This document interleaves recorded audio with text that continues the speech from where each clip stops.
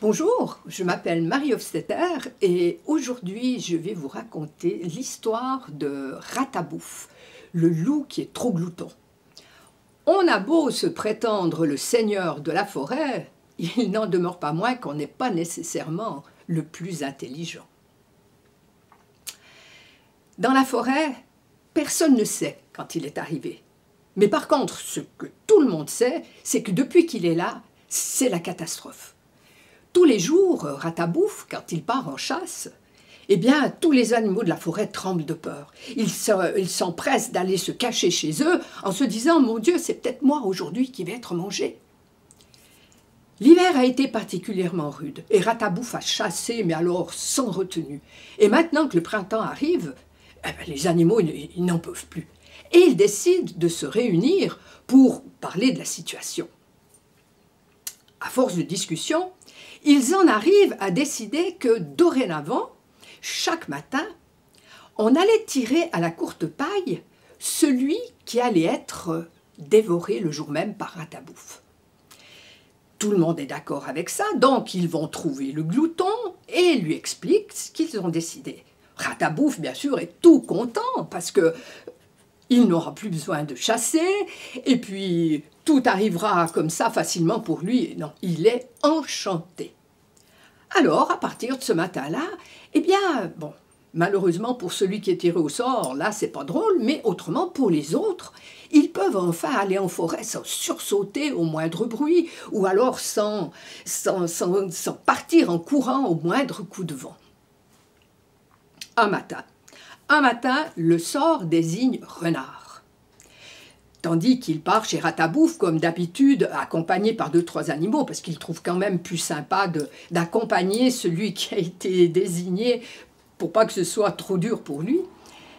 Et en chemin, donc accompagné de ces 3 autres animaux, tout d'un coup, il leur dit « Écoutez mes amis, laissez-moi là, je continue tout seul. » Ah, les autres, non, écoute, quand même, on va t'aider et tout. Non, non, non, laissez-moi, j'ai mon idée.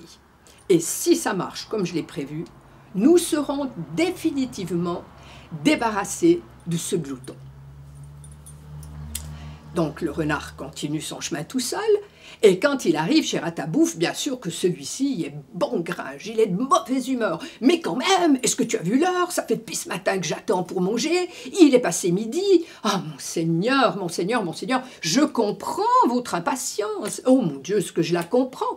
Mais il est arrivé quelque chose d'incroyable, parce que c'est pas moi qui ai été désigné aujourd'hui. Ah non, non, non, c'est un blaireau bien gras, bien dodu, mais il vous aurait mais vraiment rassasié aujourd'hui. Et figurez-vous que j'ai été nommé pour l'accompagner, et chemin faisant, un loup nous barre le passage.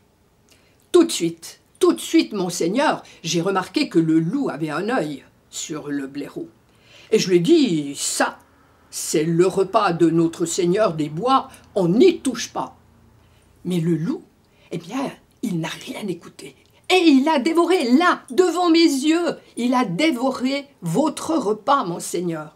Ah, mais vous auriez tellement été content, il était beau, il était gras, il était dodu, ce blaireau.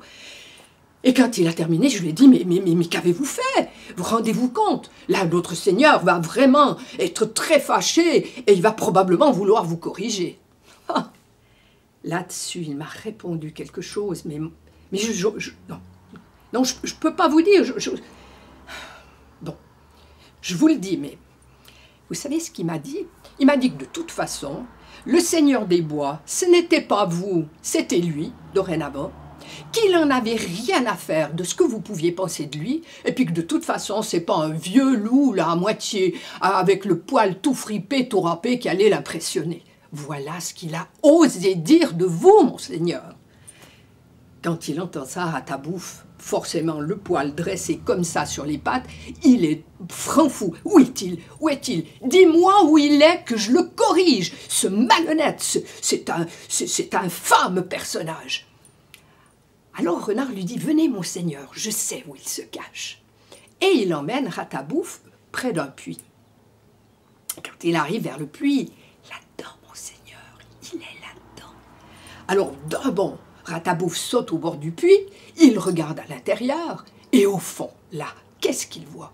Il voit un loup, l'écrou dehors, les yeux lançant des flammes, qui est prêt à lui bondir dessus. Et lui aussi, il est prêt à corriger cet impudent qui a osé lui manger son repas.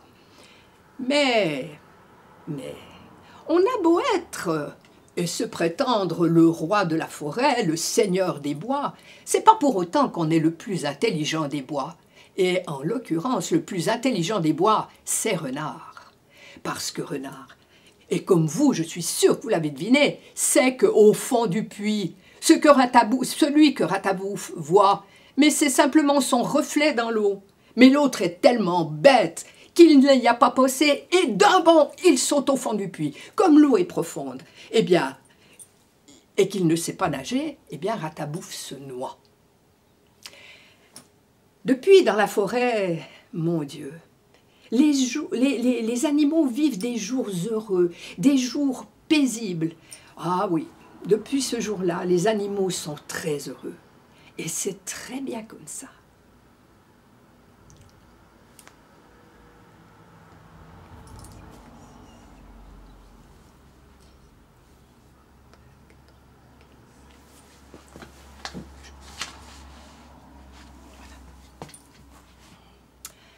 Bonjour, je m'appelle Marie Hostetler et aujourd'hui, j'ai le plaisir de vous raconter l'histoire de Ravi, l'elfe heureux.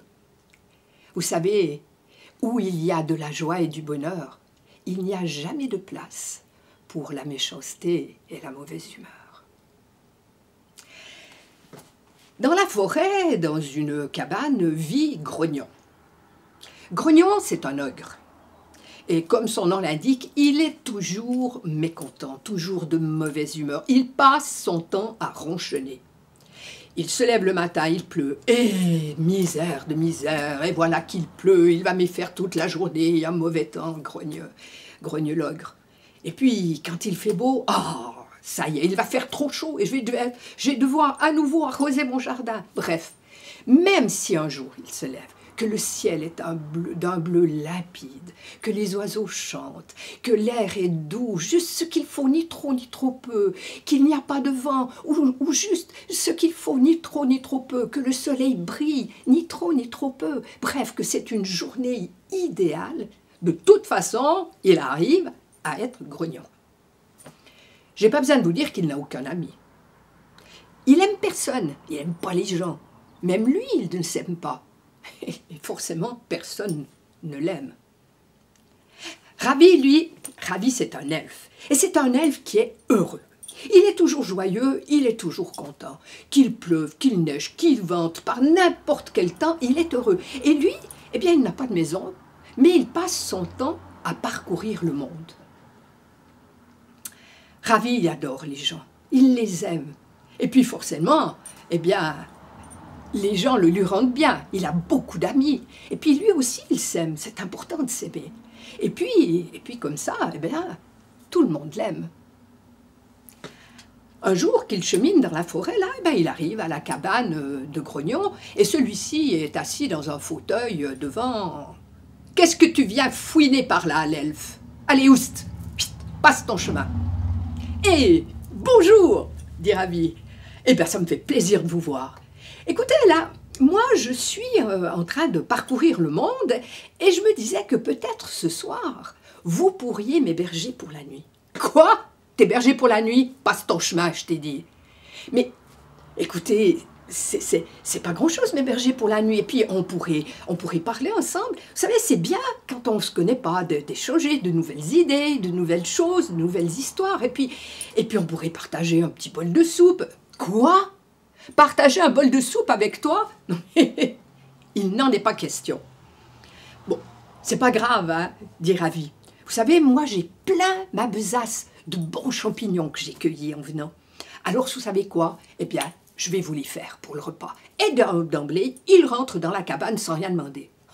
L'ogre se dit, mais c'est pas possible. Mais qu'est-ce qu'il fait cet elfe-là? C'est pas possible. Mais qu'est-ce qu'il pense? Et pendant ce temps-là, l'elfe, eh ben, il est déjà en train de faire fricasser les champignons et une bonne odeur arrive à l'extérieur. « Dis donc, dis donc, l'ogre, là, est-ce que tu auras un petit peu de thym et de serpolet, là, pour mettre un petit peu avec les champignons? Ça va super bien ensemble. » Il continue à cuisiner, et quand tout est terminé, il appelle l'ogre. Quand celui-ci arrive, eh bien, la table est mise, et il n'a plus qu'à se faire servir.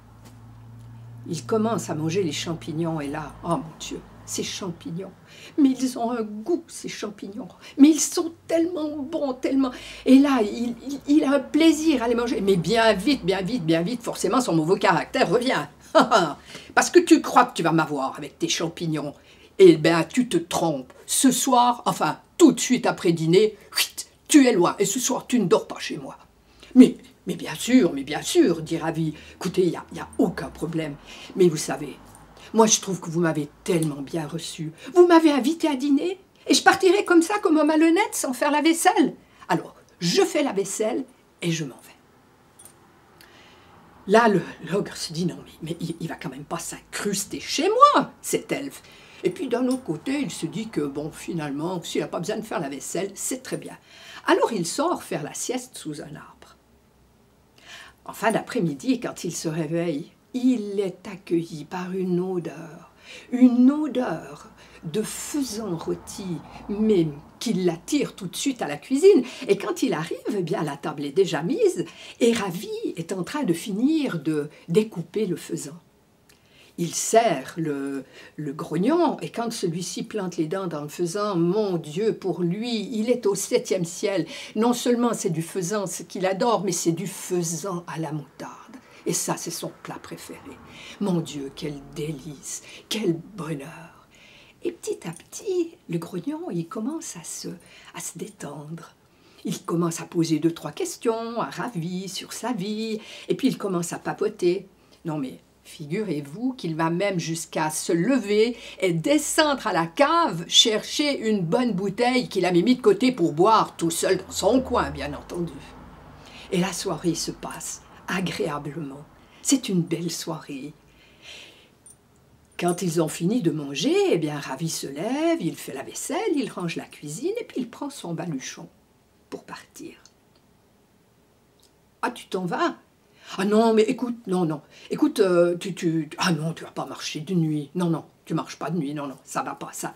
Je te propose de rester là, et puis tu partiras demain matin. » Alors Ravi, tout content, accepte l'invitation, il sort, il se met sur le fauteuil de Grognon, et il dort.